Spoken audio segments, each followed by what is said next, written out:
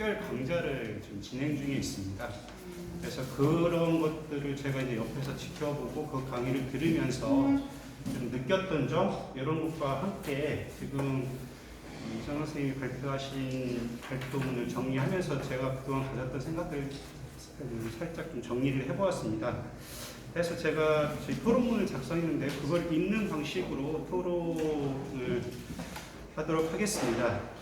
그래서 본 발표문은 구차화된 지방의 역사적 맥락을 복원하고 비가시화되었던 여성의 다양한 삶을 드러낼 필요가 있다는 관점에서 기존의 어떤 여성 독립운동사 연구 성과를 정리하고 향후 과제를 제시하고 있습니다. 그래서 이를 간단히 정리하고 이에 대한 몇 가지 의견을 제시하고자 합니다.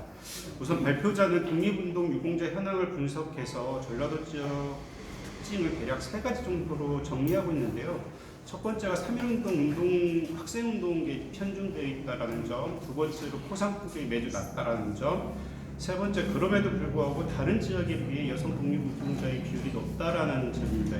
이거는 이후 발표문에서도 언급하고 있는 남성의 활동을 보편으로 삼고 그것을 기준으로 여성의 삶을 추정했기 때문에 나타나는 거지 이게 광주 지역만의 과연 특징일까라는 어떤 의문점이 들기도 했습니다. 그래서 이게 이제 어쨌든 지금 우리가 이제 공적 유공자라고 하는 것만 놓고 보면은 그 유공자를 뭐 선정하는 그 서훈 기준 자체가 어쨌든 남성 중심의 어떤 독립운동사라는 측면에서 그 서훈 기준이 마련되었기 때문에 이런 결과라고 하는 건 당연히 나타날 수밖에 없는 게 아닌가. 그리고 광주 지역이라고 하는 게 광주 학생운동이라고 하는 그 특수한 하나의 어떤 사건이 존재했기 때문에 아까 표에서도 잠깐 보시면 알겠지만은 남성과 여성의 비율에서 보면은 광주 학생운동만 놓고 했을 때 남성에 비해서 여성 비율이 한 25% 됩니다. 전체 뭐 5% 뭐 한 3% 이거에 비하면 엄청난 그 비율인 거죠. 그래서 그거는 그 광주 학생운동이라고 하는 게 광주에서 있었기 때문에 그런 게 아닌가라는 생각이 들었습니다.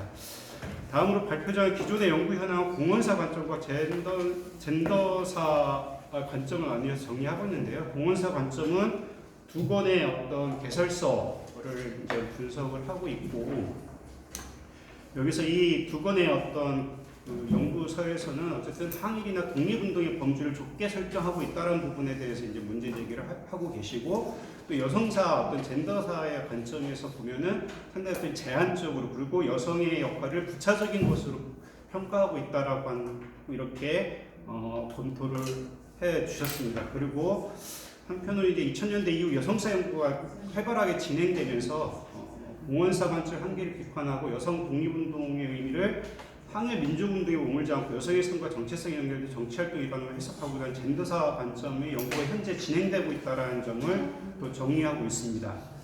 그래서 제가 이제 인상 깊었던 거는 그 김은전 선생이 지적하고 있는 여성의 활동이 없었던 것이 아니라 남성의 활동을 보편으로 삼고 그것을 기준으로 여성의 삶을 추적했기 때문에 드러나기 어려웠다라는 부분이 아마 저희가 이제 여성 독립운동사를 앞으로 하는 데 있어가지고 가장 핵심이 되는 게 아닐까라는 생각이 들고 그렇다면 이거를 어떻게 해야 어쨌든 문제 제기는 되는데 그렇다면 그 대안으로서 어떻게 연구를 진행할 것인가 라는 부분에 대해서 이제 이정선 선생님께서 마지막 부분에 이제 그 대안으로서 과제를 제시하고 있었는데요. 부분 광주 그래서 그 향후 지역성을 탐구하고 그러니까 단순히 그냥 젠더사뿐만 아니라 어쨌든 그 이정선 선생님께서 광주 지역에 계시니까 하나의 어떤 지역이라고 하는 것과 어떤 젠더라고 하는 부분을 또 어떻게 결합시켜서 여성 독립운동사라는 부분들을 어떻게 재편할 수 있을까라는 어떤 고민을 담고 있는 것 같습니다. 그래서 이제 먼저 광주 지역이 다른 지역에 비해서 학생 신분으로 조직적 활동을 전개하였다는 것이 어떤 지역적 특성으로서 한번 검토해 볼 만하다라는 부분들을 제시하셨고요. 그 다음에 이제 호남의 의향이라고 하는 이거는 이제 호남 지역에서 이제 아젠다로 내걸고 있는 부분인데 이것과 어떻게 연결시킬 수 있을지에 대한 어떤 고민 그리고 인적 네트워크로서 가족관계에 좀 더 주목할 것을 제안하고 있습니다. 그리고 마지막으로는 어떤 젠더사의 어떤 시각 강화라는 측면에서 여성의 역할이라는 부분들을 어떻게 가치 부여를 할 것인가.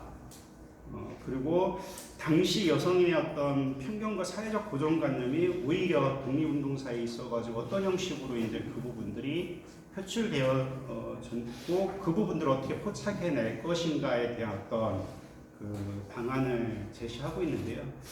그래서 이상의 어떤 이정 선생님이 발표 내용에 대해서 그 문제의식이라든지 뭐 이런 부분에 대해서는 저도 전적으로 동의하는 바이긴 하지만 그 과제로 제시하고 있는 게 과연 그 대안으로서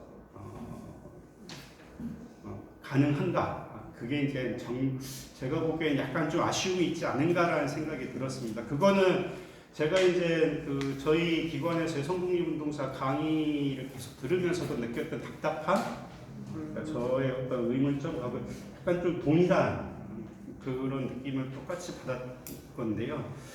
근데 이제 그건 이유가 특히 이제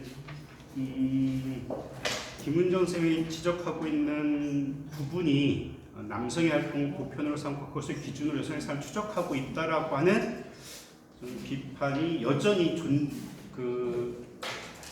존재하고 있다. 그러니까 이정 선생님이 발표하신 내용에도 그 부분에 대한 비판이 여전히 유효할 수 있다라는 부분, 또 최근에 저희 기관에서 하고 있는 여성독립운동사, 그것도 이제 여성사적 관점에서 여성독립운동사를 복원한다고 했지만 여전히 이러한 비판에서 벗어날 수 있을까라고 하는 의문이 가졌습니다. 특히 이제 이정 선생님 같은 경우는 지역사와 젠더사라는 것을 함께 연결해서 하려고 하다 보니까 더더욱 그러한 느낌을 주고 있는 게 아닌가라는 생각이 들었고요.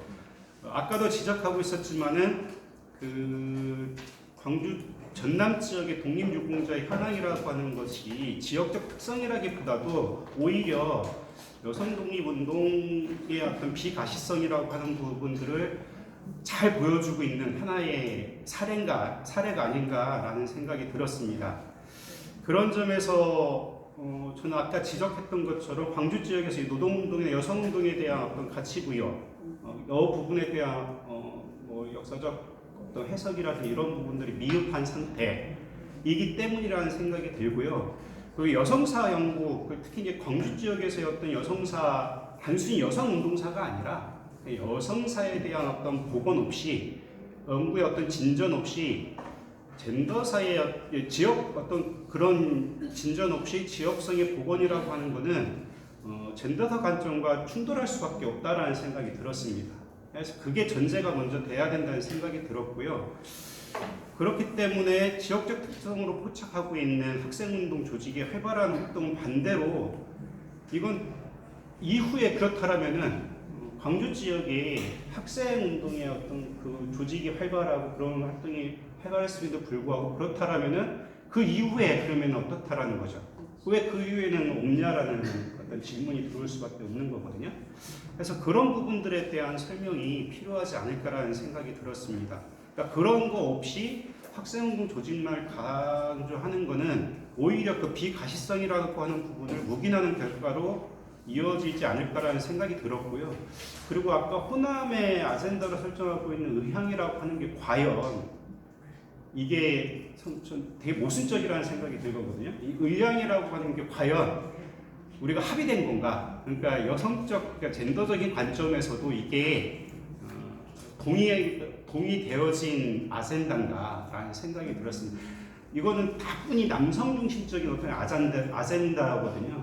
그런데 오히려 여거를 따라간다라는 게 오히려 더 모순적이지 않을까라는 생각이 들었습니다. 오히려 그 아젠다를 비판하는 형태로 접근하는 게 오히려 타당하지 않을까라는 생각이 들었고, 그걸 따라가게 된다면 결국에 남성 중심의 보편성을 용인하고 여성은 계속해서 어떤 부차적인 어떤 걸로서만 설명이 될 수밖에 없지 않나라는 생각이 들었습니다.